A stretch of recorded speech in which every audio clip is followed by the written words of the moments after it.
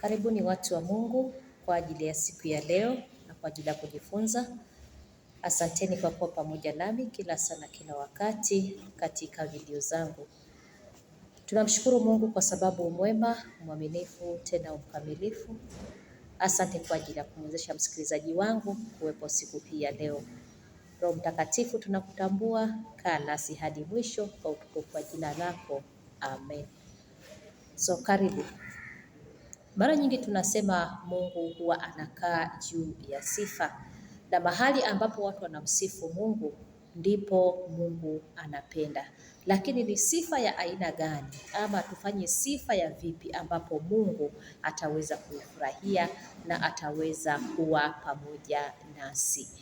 Tutaangalia haya katika Mambo ya Nyakati wa Pili mstari wa 5. Tutasoma vifungu tofauti tofauti kadhaa vakionyesha ni sifa ya aina gani ambapo Mungu anaweza kukaa juu yake. Jambo la kwanza, mahali ambapo Mungu anakaa katika sifa ni mahali ambapo watu wamefanya sifa hiyo kwa kuanza kwa kujitakasa. Kumaanisha hauwezi ukamsifu Mungu aidha kwa njia ya nyimbo au kwa njia ya kuongea tu kimsifu Mungu bila kwanza kujitakasa.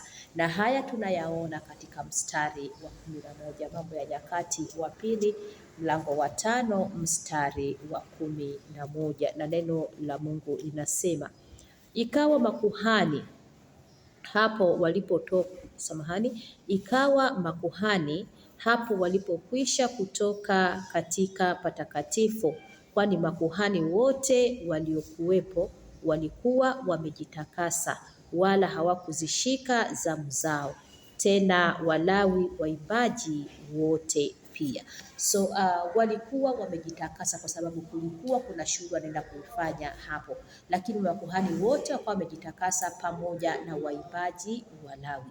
Kumaanisha huwezi kufanya kazi ya kumsifu Mungu bila kuanza kujitakasa. Na siku hizi tunajitakasa kwa njia gani? Kupitia kwa damu ya Yesu, kupitia kuomba toba na rehema kabla hujaweza kumsifu Mungu, ili uweze ukamsifu Mungu katika hali ambayo inakubalika.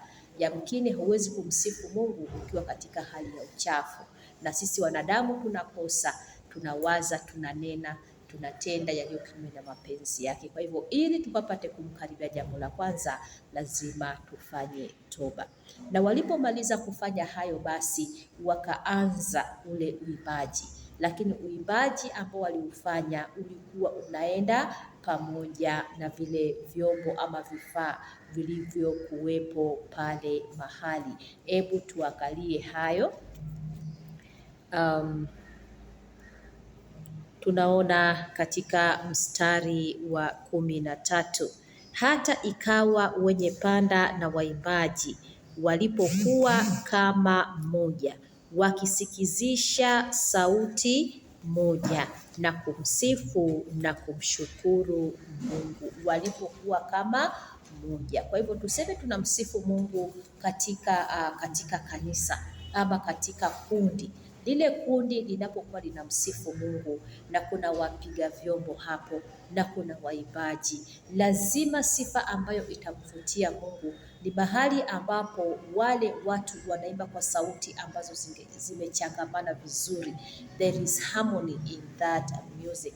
Kwa hivyo kama sauti hazikuchangamana vizuri, waimbaji, mwenye sauti ya kwanza anaimba kivyake, wa sauti anaimba kivyake, mwenye vyombo vingine viende ndivyo sivyo, lakini vyote vikachangamana pamoja, basi unakuta kwamba Mungu anapendezwa na sifa kama ile.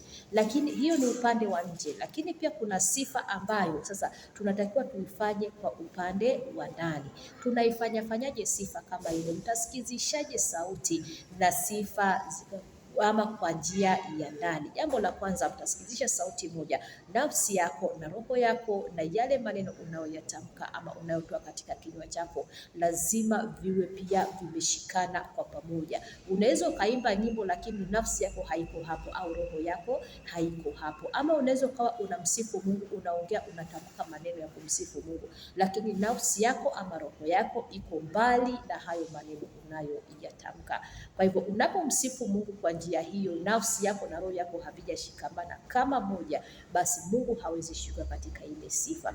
Ndio maana wakati mwingine utakuta kwamba waimbaji wanaimba ama wewe mwenyewe uko katika kumwimbia Mungu, lakini akili zako zikiwa ziko mbali, bado huwezi kusikia uwepo wa Mungu ukishuka. Huwezi hisi kwamba Mungu yuko pamoja nawe, huwezi hisi ile Roho Mtakatifu akiwa pamoja na wewe. Lakini roho yako inapokaa pamoja na nafsi yako vikashikana, alafu yale maneno unayotoa na kutamka na kumsifu Mungu yanapokuwa yanaenda kwa pamoja, hakika utasikia uwepo wa Mungu ukishuka na kufanya kazi na wewe. Lakini pia katika hali ya kumsifu Mungu tunasema kwamba umoja wewe na Roho Mtakatifu, kwa sababu pasipo kuwa Roho Mtakatifu akusaidie kumsifu Mungu, hakika hautaweza kumsifu Mungu. Kwa hivyo unapokuwa unamsifu Mungu, aidha ni katika uimbaji, ni kikundi cha uimbaji kinamsifu Mungu, lazima Roho Mtakatifu awe anafanya kazi pamoja nasi ili tumsifu Mungu kwa njia inayostahili na inayofaa. Lakini pia Mungu anashuka